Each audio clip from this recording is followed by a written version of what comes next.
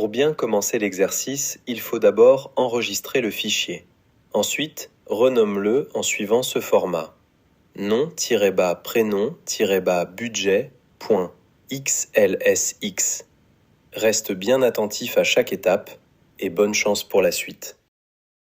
J'ai choisi la police Arial en taille 10 pour toute la feuille, histoire d'avoir quelque chose d'uniforme et facile à lire.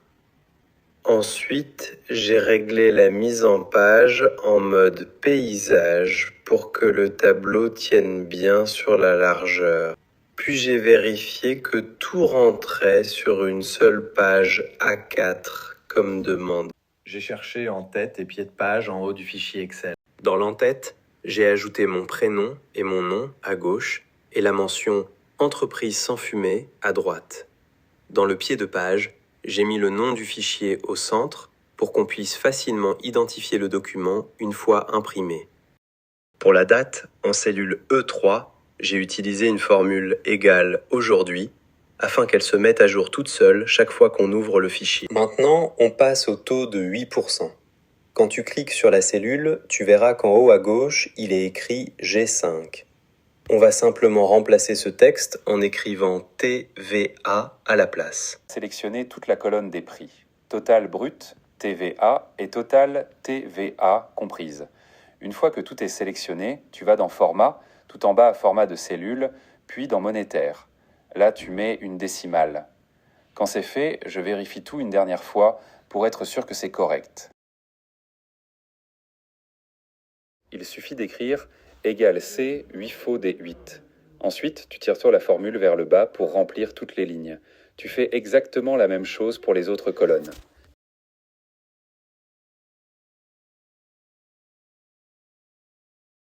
Pour TVA, il suffit d'écrire égal F 8 fois TVA. Ensuite, pendant que tu tires la formule vers le bas pour remplir comme toujours.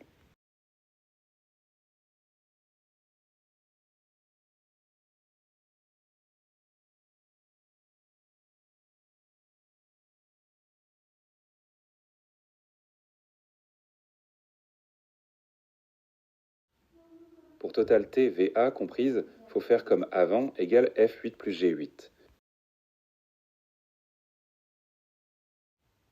Après, tu fais les sous-totales.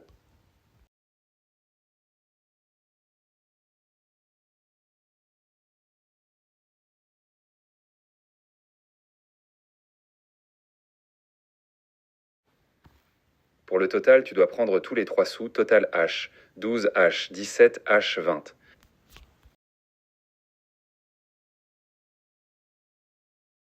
Finissez, on va faire coût plus cher et le moyen, on va les calculer avec les formules max et moyenne.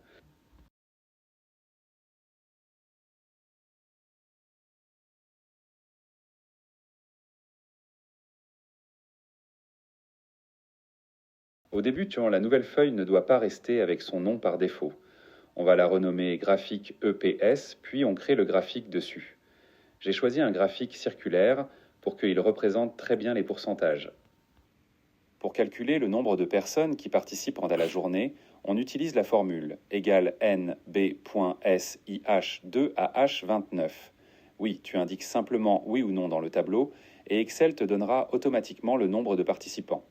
Ensuite, libre à toi d'afficher uniquement ceux qui participent ou ceux qui ne participent pas.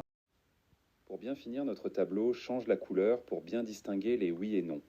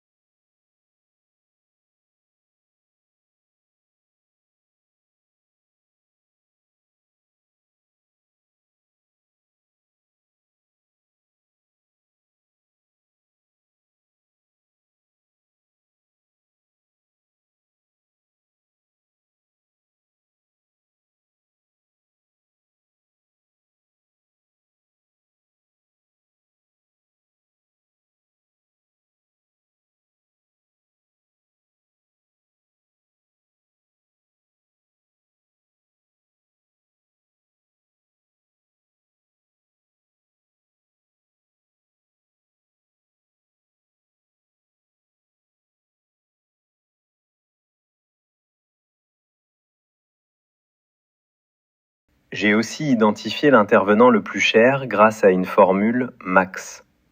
Et pour finir, j'ai calculé le coût moyen des intervenants avec une formule moyenne. Là, il n'y a pas de calcul à faire.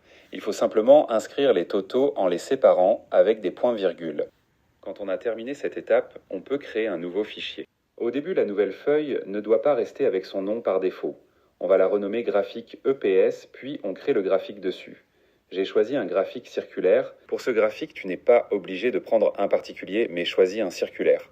On voit mieux les pourcentages parce qu'il faut les mettre dessus, et oublie pas d'écrire au-dessus dépenses EPS.